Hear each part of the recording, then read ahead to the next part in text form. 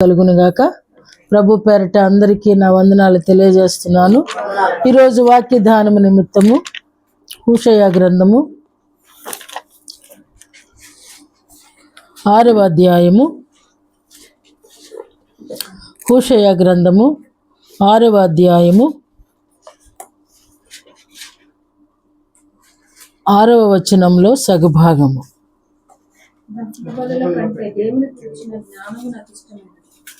దహన బలుల కంటే దేవుని గూర్చిన జ్ఞానము నాకు ఇష్టమైనది. ప్రభు తన వాక్యము దీవించునుగాక.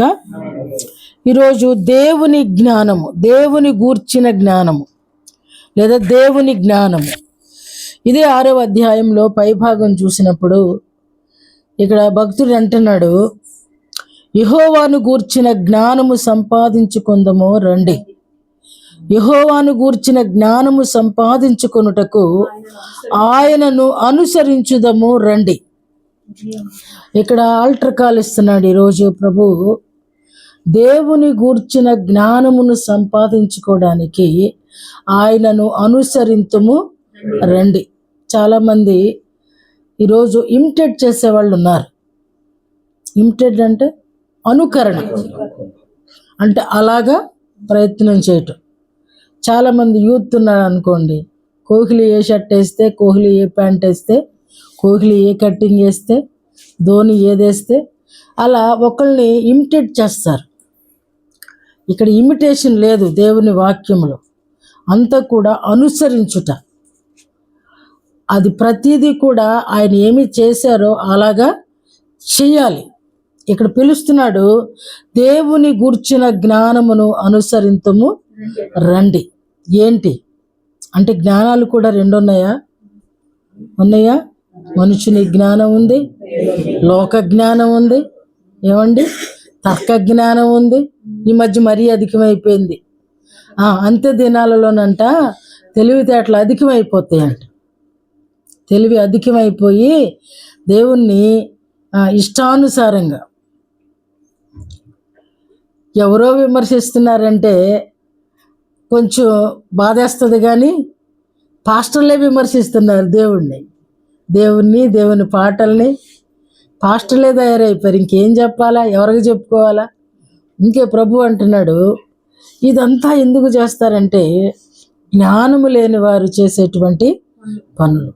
కొన్నిసార్లు ఆ ఫోర్స్, మాటల ఫోర్స్లో, అంటే లోపల సాతాను ఉత్సాహాన్ని రెట్టింపు చేసినప్పుడు నోట్లో నుంచి కొన్నిసార్లు అనకూడని మాటలు కూడా మన పర్మిషన్ లేకుండా వచ్చేస్తాయి. మన అడగదు ఈ మాట నేను పలకొచ్చినా లేదా అనేది, బై ఫోర్స్లో వచ్చేస్తాయి అన్నమాట. అంటే తోసుకొచ్చేస్తుంది. మనుషుని సమాజానికి అప్పగించాలంటే శత్రువు కుయుక్తి ఏంటంటే నోటిని స్వాధీనపరుచుకుంటాడు. మనం అనుకుంటాము మనం దేవుని బిడ్డలు అని. దేవుని బిడ్డలను కూడా అది కొన్నిసార్లు స్వాధీనపరుచుకుంటుంది. ఈరోజు ప్రభు అంటున్నాడు, దేవుని గూర్చిన జ్ఞానము సంపాదించుకుందాము రండి. సంపాదించుకోవాలంట.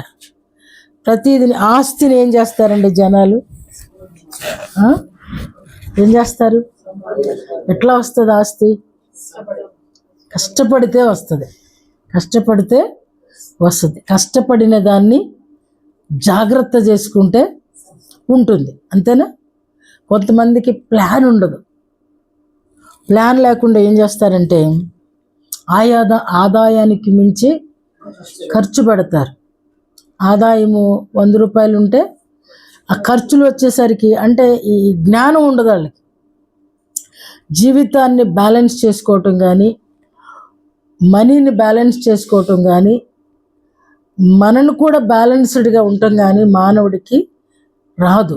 దానినే జ్ఞానము లేనితనం అంటాం. జ్ఞానం కలిగిన వాడు ప్రతిదీ కూడా వాడికి ప్లాన్ ఉంటుంది, ప్రిపేర్ ఉంటుంది. ప్లాన్ ఉన్నవాడికి ప్రిపేర్ ఉంటుంది. అంటే ప్రిపరేషన్ లేకుండా ప్లాన్ సక్సెస్ అవ్వదు. ఇక్కడ అందుకని అంటున్నాడు, జ్ఞానాన్ని అంట సంపాదించుకోవాలంట, జ్ఞానాన్ని అనుసరించాలంట. జ్ఞానం అంటే దేవుడే జ్ఞానం, జ్ఞానానికి ఆధారుడు. అనుసరించాలి అంటే ఇది నన్ను ఎటు నడిపిస్తుంది, నేను ఎటు నడుస్తున్నాను, నాకు ఏ ఆలోచన దేవుడు పుట్టిస్తున్నాడు, ఆయన ఆలోచనని నేను ఎలా చెరిపివేస్తున్నాను, దేవుని ఆలోచనను నేను అనుసరిస్తున్నానా, నా ఆలోచనలోకి నేను వెళ్ళిపోతున్నాను. చాలాసార్లు దేవుడు అది వద్దు వద్దు వద్దు అని ఆ చెవిలో చెప్పినట్టు చెప్తూ ఉంటాడు. కానీ మన మనస్సు అనేది ఉందో చూసారా, మన మాట వినదంటాను కదా, ఎప్పుడు ఆ మాట రాకుండా ఉండట్లేదు. మన ఆలోచన మన మాట వినదు. చేసే ముందు తర్వాతది తర్వాత ముందు ఇది నువ్వు ఆ ఫోర్స్ చేసి చేయించేది ఎవరు అని అంటే దుష్టుడు. అందుకని దీన్నంటే జ్ఞానాన్ని కష్టార్జితంతో సంపాదించుకోవాలంట. ప్రభువా, చాలామంది ప్రార్థన చేసేటప్పుడు సొలొమోనుకి ఇచ్చిన జ్ఞానం దయచేయమంటారు. వీళ్ళు కూడా ఇంకొక రాజ్యం వేలాలనుకుంటారు. సొలొమోను జ్ఞానం కాదండి, దేవుని గూర్చిన జ్ఞానం కావాలి. ప్రార్థన చేసేటప్పుడు అంటే మన ప్రార్థన చేసేటప్పుడు వివేకముతో ప్రార్థన చేయట్లా. బైబిల్ ఏం చెప్తుంది, బైబిల్లో ఉన్నదాన్నే మనం ప్రార్థన చేస్తాం. బైబిల్లో లేని సంగతులు లేవు. బైబిల్ వర్డ్ టు వర్డ్ చదివినప్పుడు ఆదికాండం మొదలుకొని వరుసని చదువుకుంటూ వచ్చినప్పుడు అద్భుతమైనటువంటి బుక్గా మనకు అనిపిస్తుంది. ఇంతకంటే జ్ఞానం ఎక్కడ కూడా దొరకదు. జ్ఞానము దొరుకు చోట ఎక్కడా అని అంటాడు. అందుకనే భక్తుడు జ్ఞానాన్ని సంపాదించుకోవాలండి. ఎలా అంటే దేవునిని అనుసరించినప్పుడు, దేవుని మాటలను అనుసరించినప్పుడు, దేవుని వాక్యాన్ని అనుసరించినప్పుడు, దేవుని వాక్యములో ఉన్న మకరందాన్ని స్వీకరించినప్పుడు వాక్యం ఏం చెప్పుద్దంటే, నువ్వు నడిచే త్రోవా ఇది కాదు, నీ నడిచే త్రోవ ఇది కాదు, ఇది ఇటు నుంచి ఇలా రైట్ తీసుకో, నీకు కరెక్ట్వే వస్తుంది. తిన్ననిది అనబడిన మార్గము సౌలుని గురించి రాయబడుతుంది.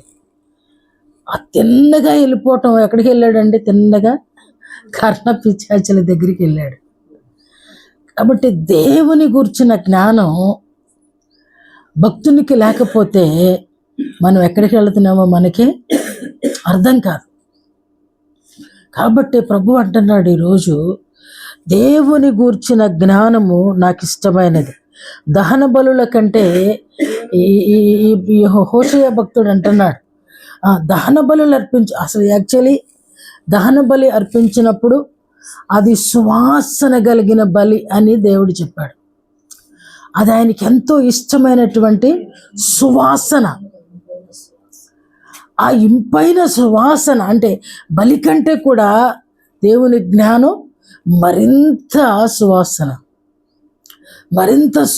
అంటే ఓ వ్యక్తి కరెక్ట్ వేలో నడుస్తుండటం అంటే దేవునికి బలర్పించిన దానికన్నా, నువ్వు 1000 కొండల మీద పొట్టేళ్ళని తెచ్చి అర్పించిన దానికన్నా, ఏమండి సజీవంగా బలిపీఠము మీదకి వెళ్ళిన ఆ బలి కన్నా కూడా దేవునికి ఏది ఇష్టం అంటే దేవుని మాట వినడం అంటే ఇష్టడు. అతను దేవుని మాట వినేవాళ్ళు అంటే ఒక టీచర్కి కూడా వాడే ఇష్టం, ఒక తల్లికి కూడా వాడే ఇష్టం, ఓ తండ్రికి కూడా వాడే ఎట్లయినా సరే.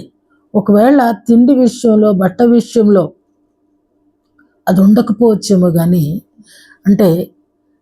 ఆ లోపల మాత్రం ఆ హెచ్చు తగ్గులు అనే ప్రేమని మనం ఏమాత్రం కూడా దాన్ని ఎవరు తీసేయలేరు. రవ్వంతన్నా నూలు పోగంతన్నా ఒకరి మీద ఇష్టం ఉంటుంది. ఆ ఎవరు ఒకరంటే చెప్పిన మాట వినేవాడి మీద, ప్రతి ఒక్కరికి కూడా. అందుకనే ప్రభు అంటున్నాడు, జ్ఞానము సంపాదించుకుందాము రండి. సంపాదించుకోవడం అంటే సమయాన్ని వెచ్చించాలి, అంతేనా? ఐశ్వర్యం సంపాదించాలంటే శ్రమను వెచ్చిస్తున్నాం. కష్టపడి చదువుతున్నాడు, వాళ్ళలో కూడా దేవుని అనుగ్రహం ఉన్నవాడు కృప పొందుకుంటున్నాడు. అతనే సంపాదించుకుంటున్నాడు. అతని కంటే కొంచెం ఒక్కడికి వెనుకున్న వాడికి ఉద్యోగం రావట్లేదు. అతడు ఎంతో బాధపడుతూ ఉన్నాడు. అయినప్పటికీ కూడా దేవుడు ఎవరిని కూడా తక్కువ చేసే దేవుడు. ఎన్నో అవకాశాలను దేవుడు ఇచ్చాడు. కాబట్టి దేవుని గూర్చిన జ్ఞానము మనము సంపాదించుకుందాము రండి. యోబు గ్రంథం చెప్తుంది చూడండి, 28వ అధ్యాయము సజీవులకేనంట. చూడండి 28వ అధ్యాయం 1వ వచనం. యోబు గ్రంథము అది సజీవులందరి కన్నులకు మరుగై ఉన్నది, ఆకాశ పక్షులకు మరుగు చేయబడి ఉన్నది. చాలమ్మా, సజీవులకు మరుగై ఉన్నదంట. మరి సచ్చినోళ్ళకి తెలుసుద్దా ఏంటండి? చచ్చినోడికి తెలుసుద్దా? తెలిసిద్ది. చచ్చిన తర్వాత కానీ ఎక్కడున్నాడో, చచ్చిన తర్వాత కానీ ఎక్కడున్నాడో అప్పుడు అర్థమైంది ఎక్కడున్నది. అప్పుడు ఏడుస్తున్నాడు. ప్రయోజనం ఉందా? ప్రయోజనం ఉందండి. అది సజీవ వివేచన. కొంచెం పైన జ్ఞానము ఎక్కడ నుండి వచ్చును, వివేచన దొరుకు స్థలం ఎక్కడున్నది? సజీవులందరి కన్నులకు మరుగై ఉన్నది. అందరి కన్నులు అండర్లైన్, అందరి కన్నులకు. కొంతమంది ఏమనుకుంటారంటే నాకు బాగా తెలుసు అనుకుంటారు. తెలుసు అనేవాడు అజ్ఞానులలో మొదటి స్థానం. జ్ఞానము దొరికే స్థలం ఎక్కడ? వివేచన ఎక్కడ దొరుకుతుంది? అది సువర్ణం కంటే, దాని గురించి చెప్తున్నాడు చూడండి భక్తుడు. అగాధములో 14, అగాధము అది నాలో లేదనును, సముద్రము నా యొద్ద లేదనును, సువర్ణము దానికి సాటి కాదు, దాని విలువ కొరకై వెండి తోచరాదు. ఒఫీరు బంగారముకైనను భూమేధికమునకైనను నీలమునకైన కొనబడినది, సువర్ణమైనను స్ఫటికమైనను ప్రశస్తమైన బంగారు నగలకు ప్రతిగా అది ఇయ్యబడదు.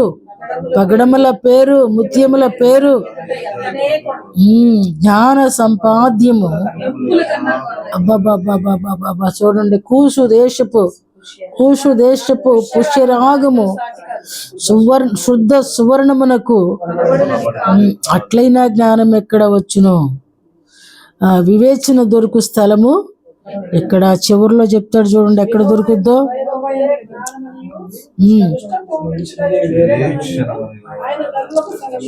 వివేకమనియు ఆయన సెలవిచ్చి ఉన్నాడు.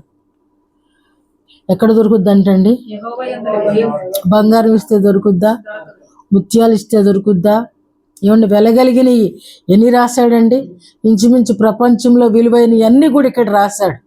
వీటన్నిటికీ కూడా ఏది చెల్లించినా సరే అపరంజి ఎక్కడో బంగారం అంట, ఎక్కడ దొరికే బంగారం అయినా సరే జ్ఞానము ముందు నిలవలేదు. జ్ఞాని జ్ఞానాంశములను గురించి మాట్లాడతాడంట. ఒక జ్ఞాని అద్భుతంగా స్పీచ్ ఇస్తున్నప్పుడు ఎంతోమంది వింటూ ఉంటారు. అందుకని జ్ఞాని అయిన వాడు జ్ఞానాంశములను గురించి మాట్లాడతాడు. సామెతల గ్రంథకర్త ఆ మాట మాట్లాడుతూ ఉన్నాడు. కాబట్టి జ్ఞానం అనేదట సజీవులకు అంతు చిక్కదంట. ఎందుకని? బతికుండగా ఏమనుకుంటాడు చెప్పండి? అన్నీ నాకు తెలుసు అనుకుంటాడు. ఎదుటోడికి ఏమి నాకు తెలుసు అనుకుంటాం పర్లేదు, కానీ ఈడ ఏమనుకుంటాడంటే ఎదుటోడికి ఇది ఇక్కడ వస్తుంది ఆ డేంజర్, అక్కడ అజ్ఞానం వస్తుంది. కాబట్టి మనకేమి తెలియదు అనుకున్నటయే జ్ఞానం అంట. నాకేమీ కూడా తెలియదని ఎవరిని ఆశ్రయిస్తున్నావు నువ్వు? ఇప్పుడు దేవుడు ఇందాక ఏమన్నాడు? యెహోవాను అనుసరించేవాడికి జ్ఞానం. ఇప్పుడు జ్ఞానైనోడు ఏమనుకోవాలి? ఇప్పుడు అయ్యా నాకేమీ తెలీదు, నీవు నాకు తెలియచేయి, నాతో మాట్లాడు, ఈ విషయంలో నాకు సహాయము చేయి, నాకేమీ తెలీదు. అది అనుసరించటం అంటే. దేవుణ్ణి అనుసరించటం అంటే ప్రతి దానిలోనూ దేవుని సహాయాన్ని అడిగి పొందుకోవటం. అది దారి తెలుసు కదా అని చెప్పేసి మనం ఎప్పుడన్నా అడుగుతామండి? చిన్న చిన్నవి బజారుకి వెళ్ళేటప్పుడు ప్రార్థన చేస్తామండి,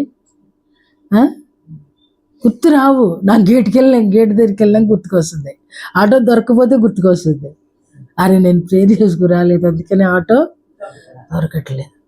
అజ్ఞానం, నా అజ్ఞానాన్ని బట్టి. అందుకని అంట అది సజీవులందరి కన్నులకు మరుగైపోయిందంట జ్ఞానం. సజీవుడైన వాడు ఎవడి మాట వినడు, కొంచెం బలం ఉన్నవాడు అస్సలు వినడు, కొంచెం తెలివి కలిగినవాడు అస్సలు వినడు. అరే నువ్వు భలే తెలివైనడు రా అన్నావు అనుకోండి, అసలు ఆడ అయిపోయినట్టే, ఆడ బతుకు మటాషం. కాబట్టి సజీవులకు ఆ జ్ఞానం తెలియదంటండి. దేవుడే దాని మార్గమును గ్రహించును, దాని స్థలము ఆయనకే తెలియను, దాని స్థలము ఆయనకే తెలియను. కాబట్టి జ్ఞానము, అందుకని అంటున్నాడు ప్రభువు. అంటే ఏంటి టోటల్గా దేవుని ఉద్దేశం ఏంటి? ఇప్పుడు దేవునికి జ్ఞానం అంటేనే, జ్ఞానం కలిగిన వారంటేనే ఆయనకి ఇష్టం అంటున్నాడు. అంటే దీని అర్థం ఏంటి? దేవుని మాట వినేవారంటే, అంతేనా? దేవుని మాట ఆలకించే వాళ్ళంటే ఇష్టం, దేవుని అడిగే వాళ్ళంటే ఇష్టం, దేవుని మాట విని నడిచేవారంటే ఆయనకి ఇష్టం. ఇది నువ్వు ఇచ్చేటువంటి దహన బలులు కానీ, సమాధాన బలులు కానీ, ఇంకా సర్వాంగ హోమములు కానీ, 1000 కొండల మీద పొట్టేళ్ళన్నీ కూడా అవన్నీ నాయే అన్నాడు ఆయన, నాకు అక్కర్లేదు అన్నా. అవన్నీ కూడా నావి, మీరిచ్చేదేంటి? ఏమండి, ఒకటి ఆయుష్ భద్రంగా ఉండాలంటే, ఒకటి బ్రతికుండాలంటే, ఓ తుఫానులో బ్రతికుండాలంటే దేవుడు దానిని భద్రపరిస్తేనే.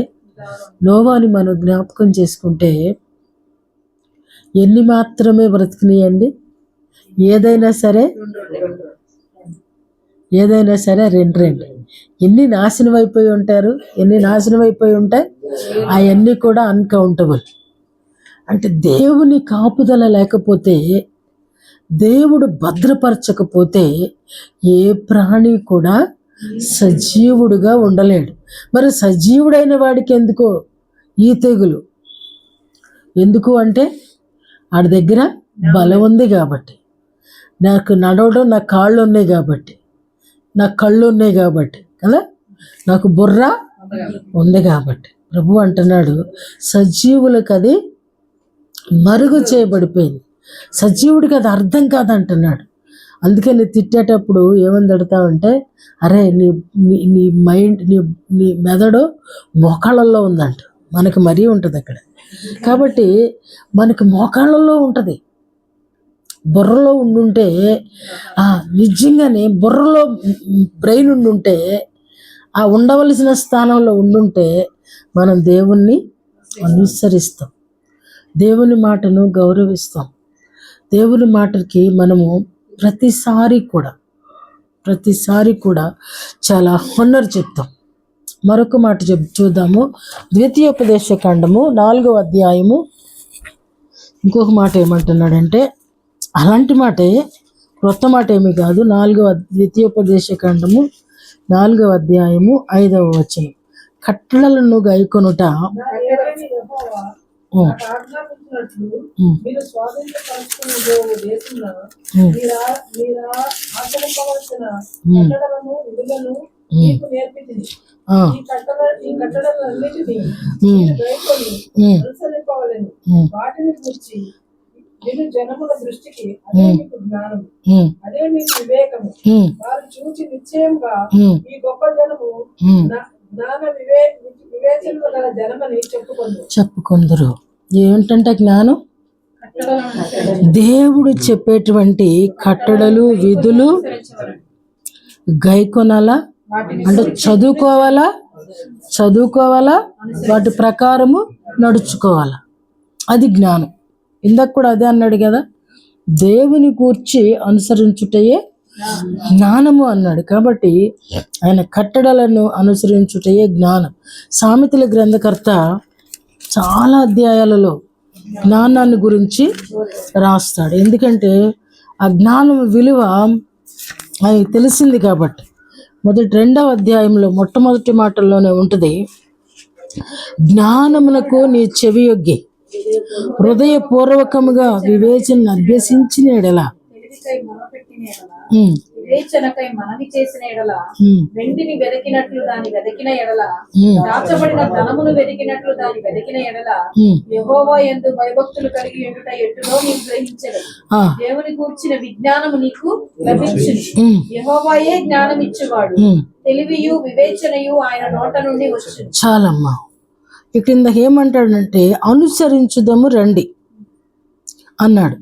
ఈ గ్రంథకర్త అంటున్నాడు కదా, వెతకాలి, ఆ జ్ఞానము వెతకాలి అంటున్నాడు. అది ఎలా వెతకాలి అని అంటే, ఒకసారి దాసి మర్చిపోయి వెతకాల్సిన చోట వెతకం.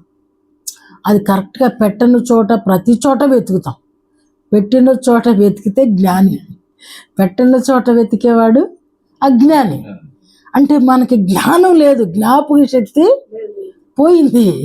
కాబట్టి ఇక్కడ అంటున్నాడు, జ్ఞానాన్ని అంట వెతకాలంట. దాచబడిన వెండిని వెతికినట్లు, దాచబడిన దాన్ని ధనముని వెతికినట్లు వెతకాలంట. దానికోసం వెతకటమే కాదు, ఆ వెతకడం ఎలాగా అంటే మర్ర పెట్టాలంట, దేవుని దగ్గర మనవి చేయాలంట. ఏమండి, మొర్ర పెట్టాలి, మనవి చేయాలి, అదే వెతకడం.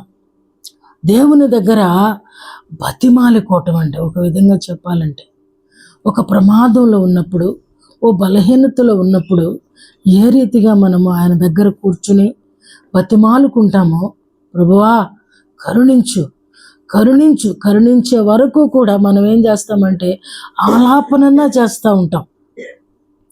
కూర్చుండి ప్రార్థన చేయలేకపోయినా ఆలాపన చేస్తూ ఉంటాం. ఇక్కడ భక్తుడు అంటున్నాడు, నువ్వు కూర్చుని దాని కొరకు నువ్వు మొర్ర పెట్టాలి. నీకు తెలివి కావాలన్నా, నువ్వు జ్ఞానంగా ప్రవర్తించాలన్నా, నువ్వు ఉట్టిగా ఏదో నేను చేయగలను, దేవుడికి ఒక్కడికే ఆ మాట సాధ్యము, చేయగలడు అని. చేయగలను అనుకున్నావంటే కంప్లీట్గా అటర్ ఫ్లాప్ అయిన జ్ఞానం నీ దగ్గర ఉందని లెక్క. చేతి సహాయముతో, భక్తుడు అంటాడు, నీ చేతి సహాయముతో నేను ప్రాకారములను దాటుదును. ఎర్ర సముద్రం దాటటం అంటే దాటేశారు అని అనుకుంటాం, మనం ఓ పాట పాడేశారు అని అనుకుంటాం. ఎంత కష్టమో అది ఒక్కసారి ఊహించుకుంటే ఒక్క అడుగు కూడా ముందుకు పడదు. నిజంగా అంటే మాటలు వేరు, ప్రాక్టీసింగ్ లైఫ్ వేరు. ఈ జ్ఞానము లేకుండా మనము, నా ప్రజలు జ్ఞానము లేకయే, జ్ఞానం లేకపోతే నశించిపోతారంట. జ్ఞానం లేకనే ధనవంతుడి దగ్గర బోళ్ళంత ఆస్తుంది, తినడానికి కట్టుకోవడానికి ఏమాత్రము కూడా కొరత వెలితి లేదు. కానీ ఏం లేదండి అతనికి, ఏం లేదండి అతనికి. లాజరు దగ్గర ఏముందండి ఇప్పుడు? ఆ ధనవంతుడి దగ్గర ఉన్నది ఏదీ లేదు, కానీ వాడి దగ్గర లేనిది ఈయన దగ్గర ఉంది. ఏంటంటే ఏమీ లేకపోయినా దేవుని అనుసరించేటువంటి జ్ఞానం ఉంది. కాబట్టి ఆయన వెళ్ళవలసిన చోటుకి ఆయన వెళ్ళిపోయాడు. ధనవంతుడు వెళ్ళాలని కోరిక పడుతుంది కానీ కదలలేని పరిస్థితులు. కాబట్టి జ్ఞానం లేకపోతే మనుషులు నశించిపోతారంట. జ్ఞానం లేక ఫరో, ఇందా చెప్పాడు తేజ, ఫరో తన కఠినమైన హృదయముతో, ఆ కఠినమైన హృదయంతో ఎన్నిసార్లు మోషే వెళ్ళిన 10 సార్లు కూడా 9 సార్లు కూడా విసర్జించాడు, నేను పంపించును, మీరు కొంచెం దూరమే వెళ్ళండి. చివరికి ఐగుప్తంతా కూడా, పచ్చగా ఉండే ఐగుప్తంతా కూడా పెంట భూమిగా మారిపోయిందండి కదా. పంటలు లేవు, పశువులు లేవు, ప్రథమ సంతతి లేదు. ఏమండి, చివరికి సైన్యము కూడా ఎర్ర సముద్రంలో ఏమైపోయిందండి? ఐగుప్తు నాశనం అయిపోయింది. జ్ఞానం లేకపోతే తన నాశనం అవుతూ తన జనాంగాన్ని, తన సొంత వారిని, తన సొంత కొడుకుని కూడా కాబట్టి జ్ఞానం అనేది, అందుకనే ప్రభు అంటున్నాడు, అయ్యా మీరు జ్ఞానం సంపాదించుకోండి, డబ్బులు కాదు. అందుకని స్వచ్ఛమైన ధనమును, తరగని ధనమును, చెరగని ధనమును, అది పరలోకం అండి. అక్కడి నుంచి ఎవడు మనల్ని దొంగతనం చేయగలడు? అక్కడి నుంచి ఎవరు మనల్ని లాగేయగలడు? లాజర్ని ఎవరినైనా పంపించేశారా? అరే నువ్వు చాలా పేదోడివి, అరే నీ ఒళ్ళంతా కురుపులు ఉన్నాయి అన్నారా? ఏమండి? యోబు శరీరం అంతా పాడైపోయింది, అయినప్పటికీ కూడా దేవుడు ఆయన్ని హీలర్గా చేశాడు. డాక్టర్లకు ఆయన డాక్టర్ అయ్యాడు కదండి. డాక్టర్లు అందరూ వచ్చి ఆయన్ని తిడితే అక్కడ ఒక మాట ఉంటుంది, అద్భుతమైన మాట. అది నన్ను బాగా చదివినప్పుడల్లా భలే నవ్వుగా ఉంటుంది. చివరి అధ్యాయంలో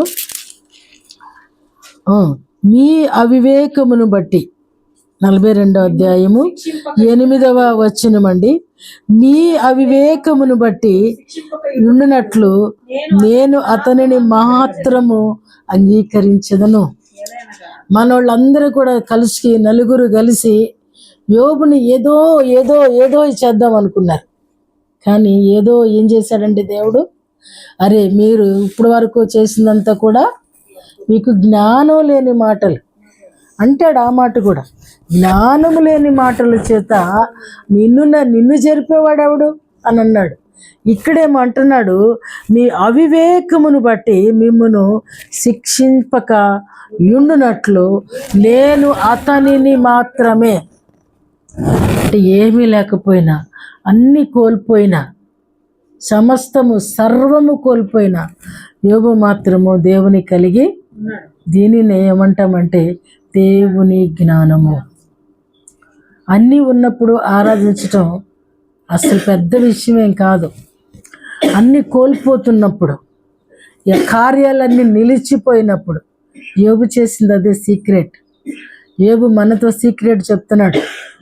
ప్రభుతో అంటున్నాడు, ఆ స్నేహితులతో అంటున్నాడు, లేదా శత్రువుతో అంటున్నాడు, యెహోవా ఇచ్చెను, యెహోవా నీకు నెప్పిందయా, ఇచ్చాడు తీసుకెళ్ళాడు, ఆయనకే నీకు నెప్పెందుకు, భరిస్తున్నాను కదా నేను. ఇంతగా ఎవరమైనా అనగలవా? ఏమండి?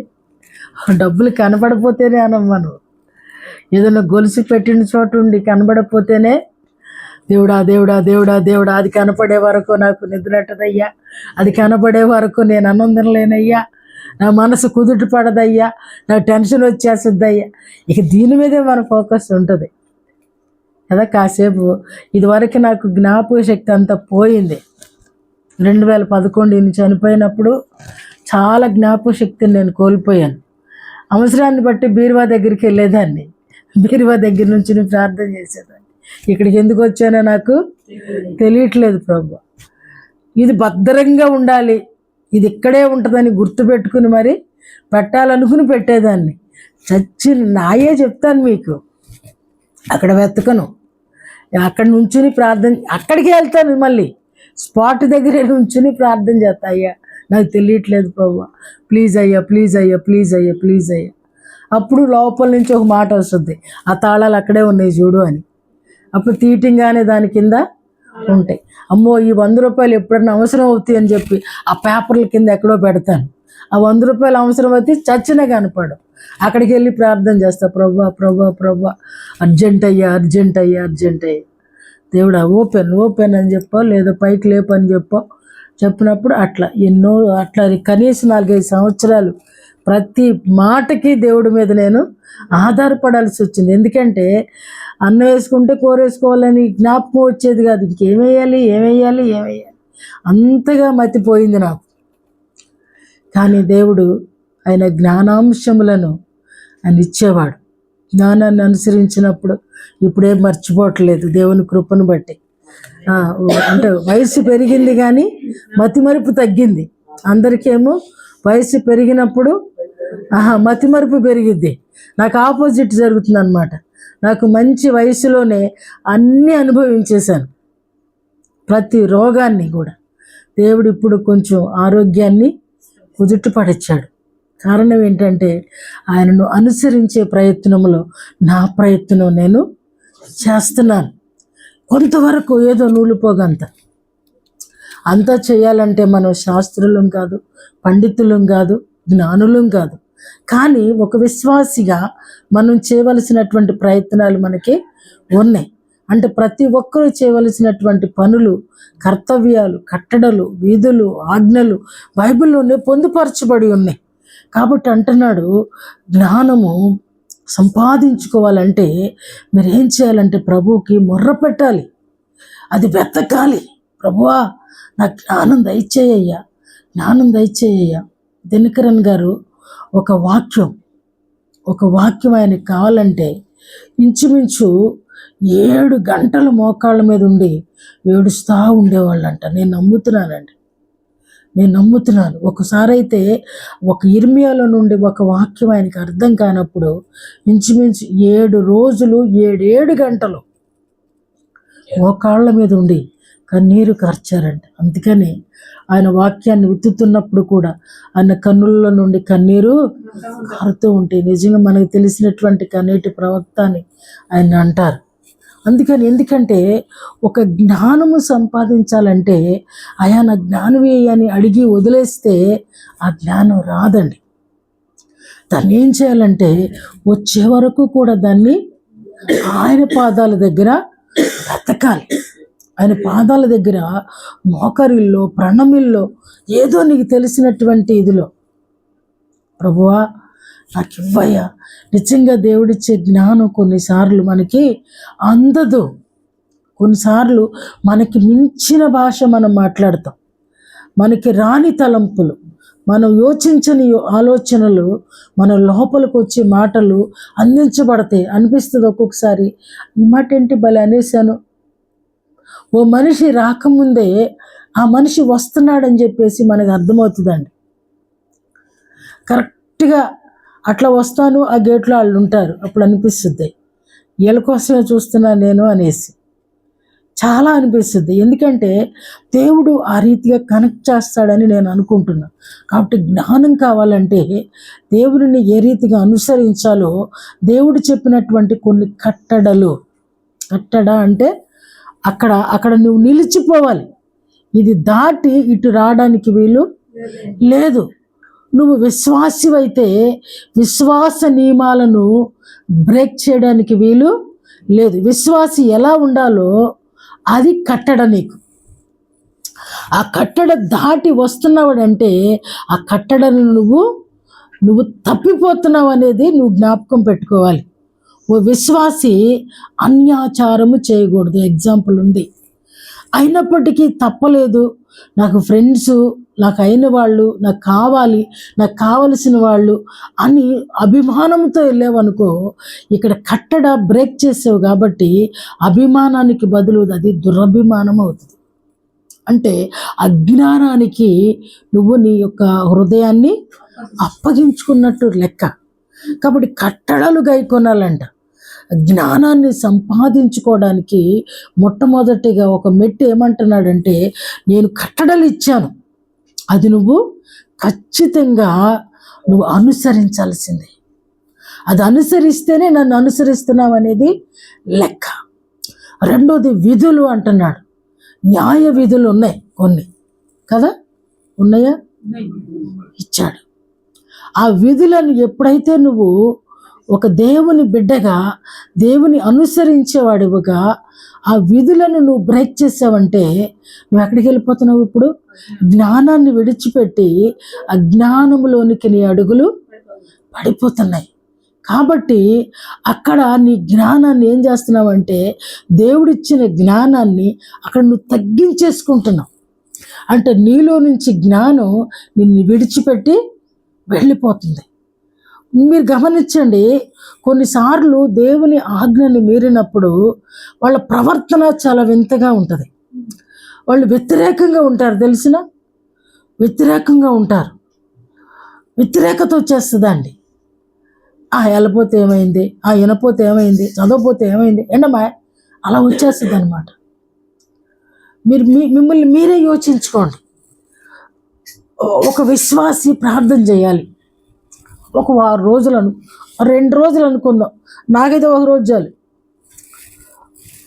ఒక రోజు నేను ప్రార్థన చేయకపోయానంటే రెండో రోజున 2 గంటల సేపు బతిని అడుకోవాలి. ప్రభువా ప్రార్థన మొదలెడతా, ఈ దారి ఇటు వెళ్ళిపోద్ది, ప్రార్థన మొదలెడతా ఇటెటో వెళ్ళిపోద్ది. అస్సలు స్టెబిలిటీ అనేది ఉండదు. అంటే ఈ గమనింపు లేకుండా ప్రార్థన కూడా చేయొచ్చు. అర్థమవుతుందో నేను చెప్పే మాట? అది మీకు కరెక్ట్గా అర్థం అవ్వాలి. ప్రార్థన ఎలాగైనా చేసేయచ్చు, కానీ దేవునితో కలిసి ప్రార్థించడం అనేది ఒకటి ఉంటుంది.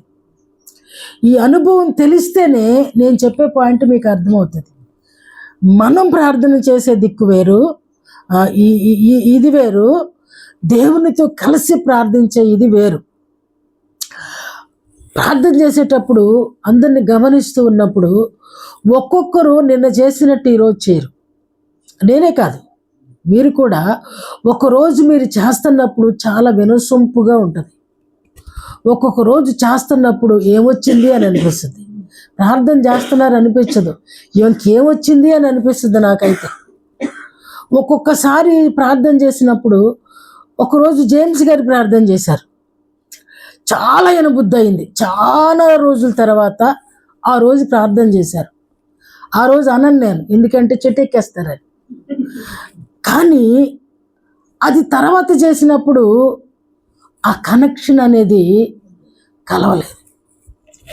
అప్పుడు మనకి రాదు, తత్త అంటాం, మాటలు రాని వాళ్ళకి తడుముకుంటూ ఉంటాం.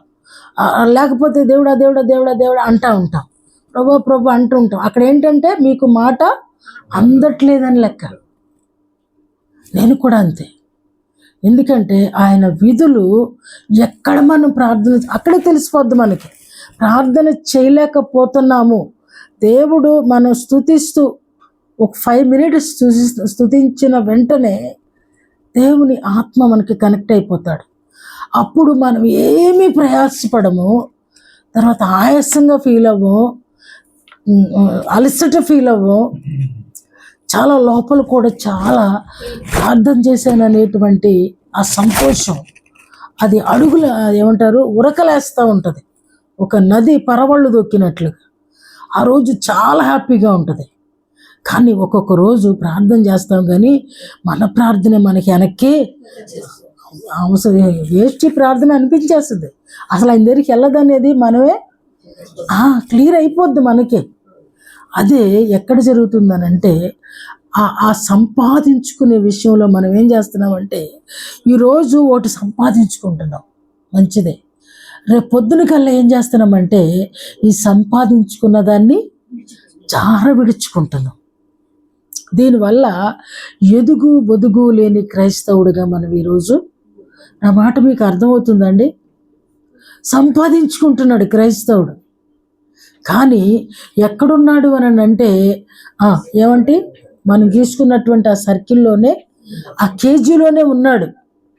దేవుడు అనుకుంటాడు, అరే ఇది బ్రేక్ చేయబాక ఇంకొక కేజీ నీకు ఇద్దాం జ్ఞానం అనుకుంటాడు.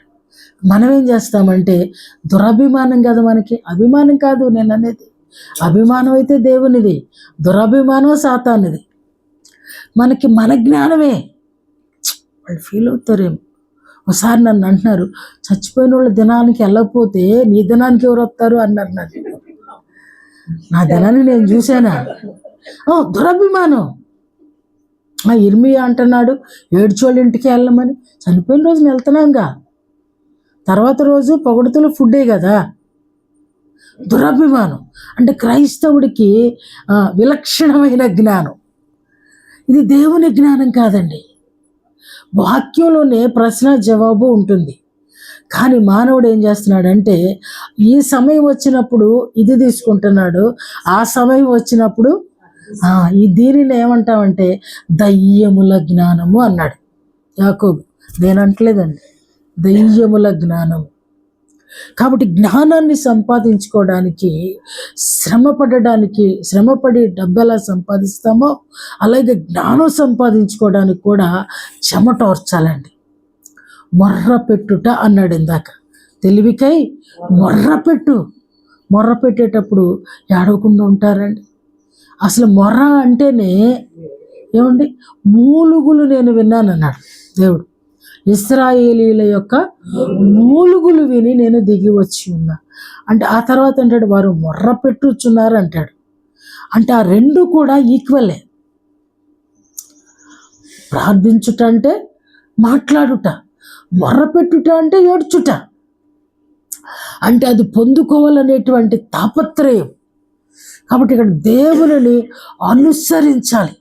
దేవుని జ్ఞానం కావాలంటే దేవుని మాటలను తప్పకుండా కూడా మనము అనుసరించాలి.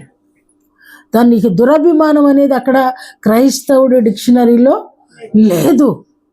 ఏ విధిని బ్రేక్ చేయటం అనేది క్రైస్తవుని డిక్షనరీలో లేదు. నీకు ఒక గ్రంథం రాసుకోని అవసరం లేదు.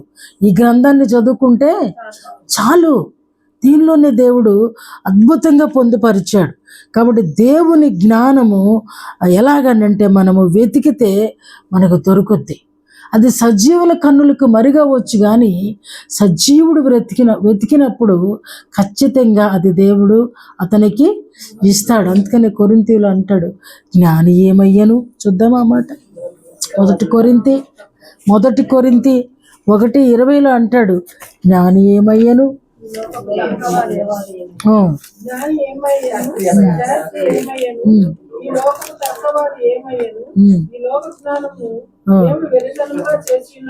చాలమ్మా. ఈ లోక జ్ఞానము దేవుడు ఏం చేశాడంటండి. ఇప్పుడు వీళ్ళ దగ్గర ఏ జ్ఞానం ఉందంటారు? ఇప్పుడు ఈ లోక జ్ఞానము. దీనినే బైబిల్ పరిభాషలో యాకోబు భక్తుడు అంటున్నాడు దయ్యముల జ్ఞానము. అందుకని ఈ జ్ఞానం కలిగిన వాళ్ళు శాస్త్రులు ఏంటండి, కాళ్ళు కడుక్కోవటం, పరిసే లేదండి ప్లేట్లు కడుక్కోవటం, దశమ భాగాలు ఇవ్వటం. ఇది శాస్త్రులు. అందుకనే వాక్యం చెప్తుంది వీళ్ళు ఏమైపోయారు, వీళ్ళ జ్ఞానం ఏమైపోయింది కదా. వీళ్ళకి ఈలోక జ్ఞానము దేవుని దృష్టికి వెర్రితనం. ఈలోక జ్ఞానము దేవునితో వైరమని మీరు ఎరగరా? అరే, ఈ లోక జ్ఞాని నశించిపోతాడు. ఇందాక చెప్పాం కదా, నశించిపోతారు. ఈ లోక జ్ఞానము ఎందుకు పనికిరాదు. ఈ లోక జ్ఞానం సంపాదించిన దానివల్ల ప్రయోజనం లేదు. ఈ లోక బోళ్ళంత జ్ఞానాన్ని దేవుడు సొలొమోను భక్తుడికి ఇచ్చాడు. భక్తుడు అందాంలే చివరిలో ఫీల్ అవుతాడు కొంచెం. బోళ్ళంత జ్ఞానం ఇచ్చాడు. ఆ జ్ఞానం ఆయన దేనికి వాడాడంటే చక్కగా కట్టే కట్టడాలకు, తర్వాత ఆకులకి, పక్షులకి, బాతులకి, జంతువులకి, పూలకి, దీనికి వాడాడు. అన్నిటిని పరిశీలించి ఏమీ లేదన్నాడు. అంటే ఈ లోకంలో ఎంత జ్ఞానం సంపాదించినా అరే దేవుని గూర్చిన జ్ఞానమే కరెక్ట్ అన్నాడు. చివరిలో ఒక మాట చెప్పాడులే, మంచి మాట. కాబట్టి ఒక మంచి మాట మన జీవితంలో మనం చావక మునుపు మన డిక్షనరీ ఎండింగ్లోనన్నా ఓ మంచి మాట ఉండాలండి కదా. సొలొమోనుని ఎంత తిట్టుకున్నప్పటికీ కూడా చివరిలో మానవ కోట అంతా కూడా, మానవుడిగా పుట్టిన ప్రతివాడు కూడా దేవుని కలిగి ఉండుటయే, యెహోవా యందలి భయభక్తులు కలిగి ఉండుటయే జ్ఞానమునకు మూలమురా భయ అని చెప్పాడు. ఆ మాట చెప్పాడు కాబట్టి ఆయన కొంచెం గౌరవిస్తున్నాం. కాబట్టి దేవుని గూర్చిన జ్ఞానము అనుసరించాలన్నా, సంపాదించుకోవాలన్నా ప్రయాసతో కూడుందండి. కొన్నిసార్లు కొన్ని మాటలకి ప్రయాసపడుడి అని ఉంది బైబిల్లో. ప్రేమ కావాలంటే, కృపావరాలు కావాలంటే, ఏది మేలైంది కావాలంటే దాని కొరకు మానవుడు ప్రయాసపడాలి. మంచి కావాలన్న ప్రతిసారి కూడా మానవుడు కష్టపడవలసి ఉంది. అలాగనే సామెతల గ్రంథం 3వ అధ్యాయం చూసినప్పుడు చూడండి, జ్ఞానమును సంపాదించువాడు ధన్యుడు. చదువుతారు ఆ మాట 3:13. జ్ఞానము సంపాదించిన ధన్యుడు, వివేచన కలిగిన నరుడు ధన్యుడు. చాలండి, ధన్యుడు అంట. ధన్యుడేనండి లాజరస్, యాకోబు యోసేపు ధన్యుడేనండి. ఏమండి, వీళ్ళందరూ కూడా పరాయి దేశాలలో అద్భుతమైన అధికారులుగా, అరే దేశాన్ని ఏలేవాడిని పక్కన పెట్టేవాళ్ళుగా, ఎంత అద్భుతమైన జ్ఞానం అండి. ఫరో పేరుకు మాత్రమే, సర్వము కూడా యోసేపు చేతిలోనే ఉందండి. వీళ్ళు జ్ఞానులండి.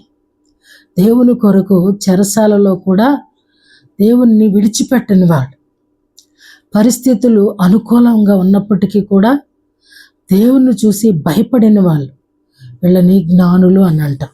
అందుకనే వీళ్ళు ఎక్కడున్నా సరే కష్టకాలంలో కూడా జ్ఞానాన్ని ఎక్కడ కూడా వ్యర్థపరచుకోలేదు. కాబట్టి వీళ్ళని దేవుడు కూడా ఏం చేశాడంటే ఉన్నత స్థలాల మీద వాళ్ళు కూర్చుండబెట్టారంట. అందుకనే ఈ యొక్క సామెతల గ్రంథకర్త అంటున్నాడు, అరే బాబు, జ్ఞానాన్ని సంపాదించినోడు ఎప్పటికైనా సరే ధన్యులనుచున్నాము. కొన్ని ధన్యతలు బైబిల్లో ఉన్నాయి, కానీ జ్ఞానాన్ని వివేచనను సంపాదించేవాడు కూడా ధన్యుడు అనే సత్యాన్ని ఈరోజు బైబిల్లో నుంచి మనం నేర్చుకుంటున్నాం.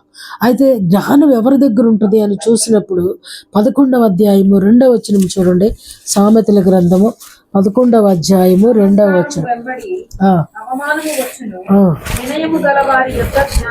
చూసారా, ఎవరిని ఎలా గుర్తించవచ్చు? వీడు మంచోడయ్యా, వీడు చాలా సాత్వికుడయ్యా, చాలా పెద్దలంటే చాలా గౌరవం ఉందయ్యా. ఎవరిని అంటామండి? వినయము కలిగిన వారు.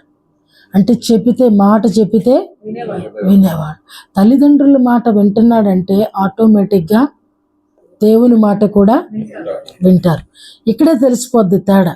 తల్లిదండ్రులను ప్రేమించలేక ఉన్నామంటే, లేదా వాళ్ళు చెప్పిన మాట వినకుండా ఉన్నామనంటే ఇండైరెక్ట్గా దేవుణ్ణి కూడా మనం ఏం చేస్తున్నామంటే ప్రక్కన పెట్టేస్తున్నాం. 9వ అధ్యాయము 1వ వచనం చూస్తే, జ్ఞానం అంట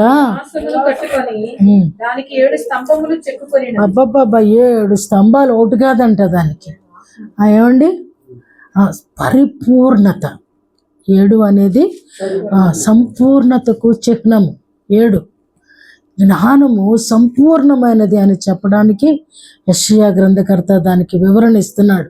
ఆ 7 స్తంభాలు ఏంటో చూడండి. 11వ అధ్యాయము 2వ వచనం చూడండి. యెషయా గ్రంథం ఒక్కొక్కటి కలిసి చదవకమ్మ. జ్ఞానము, అలాగే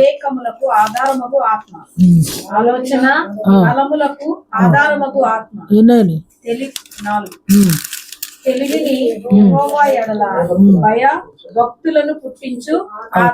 అయినయా 7 చూసారా, 7 స్తంభాలు. ఇట్లా మీరు బాగా గమనించినప్పుడు చూడండి, జ్ఞాన ఆలోచన బలము, ఇవన్నీ కూడా మీరు ధ్యానించినప్పుడు మీకు పూర్తిగా అర్థమవుతుంది. జ్ఞానంలో ఏది మన దగ్గర ఈ 7 ఒకటి మిస్ అవుతున్నామో అది జ్ఞానం లేనట్లే. చూడండి, ఆలోచన కొరకు కూడా దేవుని దగ్గరికి వెళ్ళాలి, బలము కొరకు కూడా దేవుని దగ్గరికి వెళ్ళాలి, జ్ఞాన వివేకాల కొరకు దేవుని దగ్గరికి వెళ్ళాలి, తెలివి కొరకు యెహోవా యెడల భయము, భక్తి. వీటిల్లో ఏది లోపించినా మన దగ్గర జ్ఞానము చాలా అవసరం ఉంది.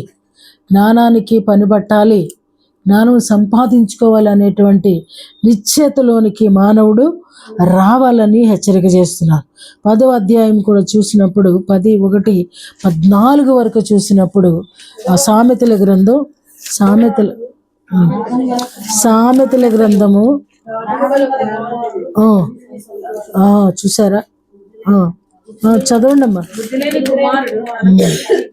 చూసారా, చూడండి, ఇక్కడ 2 మాటలు గమనించినప్పుడు జ్ఞానం కలిగిన వాడు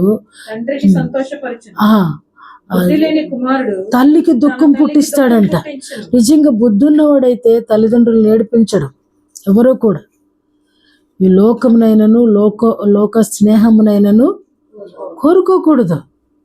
దేవునికి ఇష్టలుగానే మనల్ని సృజించిన సృష్టికర్త కంటే మన ప్రేమికులు ఇంకొకరు ఎవరు కూడా ఉండకూడదు. అది 14 వచనాల వరకు ఇంచుమించు ఆ జ్ఞానాన్ని గురించి ఇక్కడ రాయబడుతుంది. కాబట్టి జ్ఞానాన్ని గురించి మనం జ్ఞానము కలిగినటువంటి కుమారుడు సంతోషపెడతాడంట.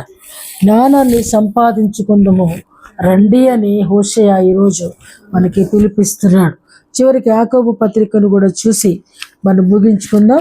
యాకోబు పత్రికలో ఇందాకటి వరకు దయ్యాల జ్ఞానం అన్నాను, లేనిది కూడా చెప్తున్నారు అనుకోవచ్చు. తెలియకపోతే ఒకసారి యాకోబు పత్రికను చూడండి. ఈ జ్ఞానము చదవండమ్మా. 3వ అధ్యాయంలో ఉంటుంది చివరి మాటలు. యాకోబు పత్రిక 3వ అధ్యాయము.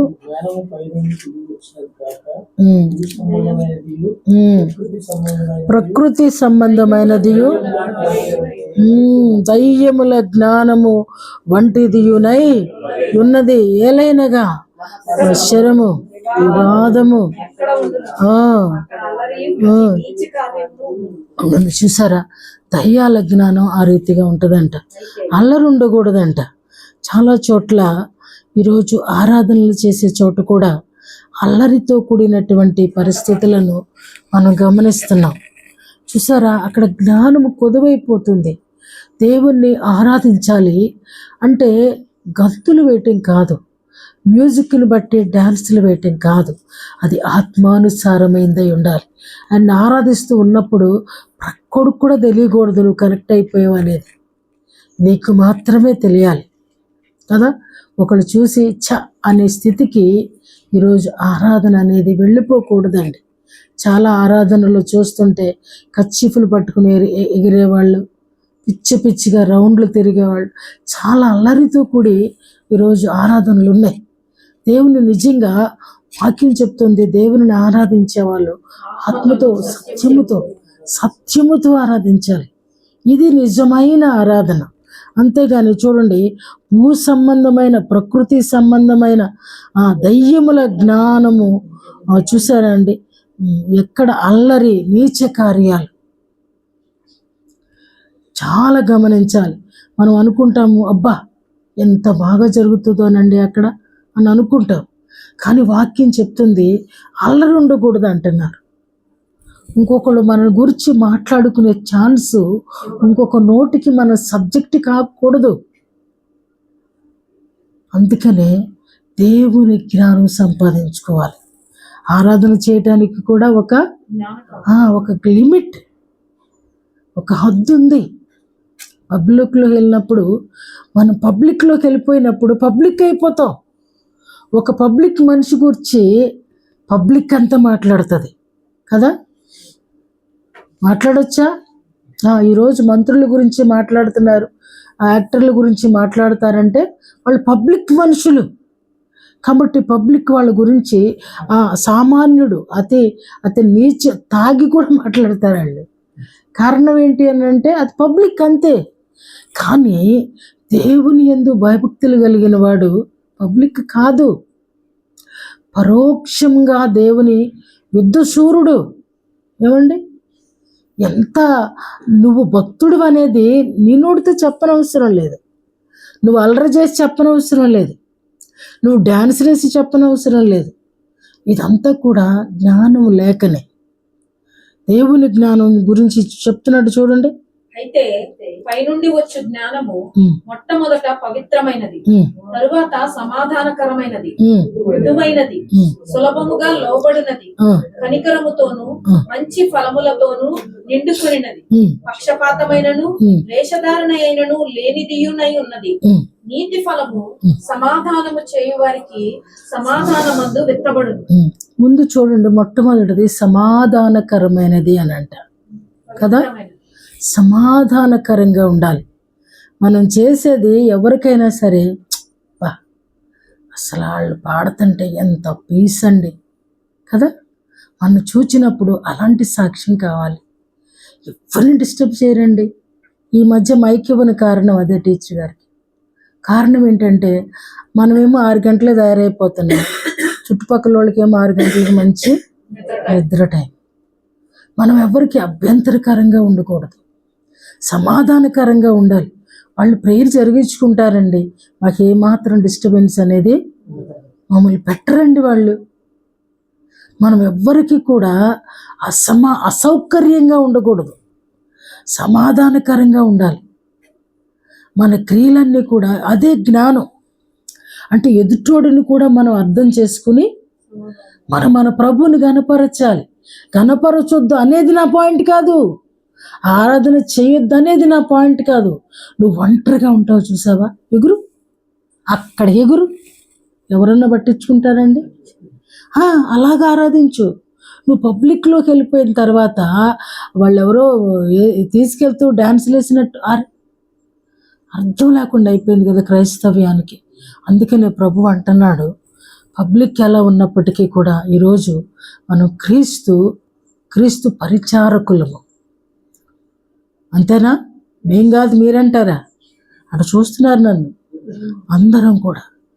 చెప్తారుగా, తలెగరేసి ఏమని చెప్తారు? అబ్బా మరీ చెప్తారు. కాబట్టి పరిచారకులు మనందరం కూడా ఆయన పరిచర్యకు పిలువబడిన వారము. ఏ పరిచర్య చేస్తున్నామంటే ఇదొక్కటే పరిచర్య కాదు కదా, ఇదొక్కటే పరిచర్య కాదండి. అసలు బాత్రూమ్లు కడగటం అంత పరిచర్య ఎవరు చేస్తారండి? ఎవరన్నా ఇష్టపడతారా?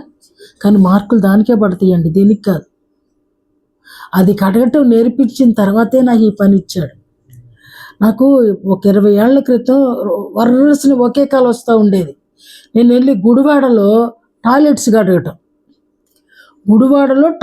కడుగుతూ ఉండే కళ.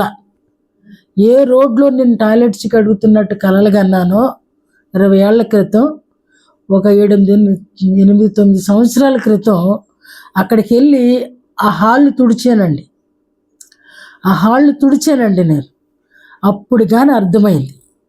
కొంతకాలం నేను చక్కగా కాటన్ చేరేసుకొని వెళ్ళి తడిసిపోయేదాన్ని అండి ఆ హాల్ అంతా తుడిచేసరికి. అప్పుడు అర్థమైంది, ఇది తుడవటం వస్తేనే హృదయాలు కడగటం కింద పరిచర్య. అందుకనే శామ్యూల్కి చిన్నప్పటి నుంచి కూడా మాట వినే పరిచర్య, చెప్పింది చేసే పరిచర్య అక్కడ నుండి ఆయన ఎంత గొప్పోడయ్యాడంటే ఆయన ప్రవక్త అయ్యాడు, న్యాయాధిపతి అయ్యాడు కదండి. ఆయన ఉన్నంత కాలము కూడా ఇశ్రాయేలీయులు క్షేమంగా ఉన్నారు, దావీదు క్షేమంగా ఉన్నాడు. ఆయన ఎప్పుడైతే వెళ్ళిపోయాడో సౌలులోకి దురాత్మ వచ్చింది, దావీదేమో ప్లేస్ వదిలి. చూసారా, ఒక ప్రార్థనా పరుడు మనకు ఉండటం మనకు ఆశీర్వాదం. ఒక నీతిమంతుడు మనకి సహాయకుడుగా ఉండడం మనకు ఆశీర్వాదం.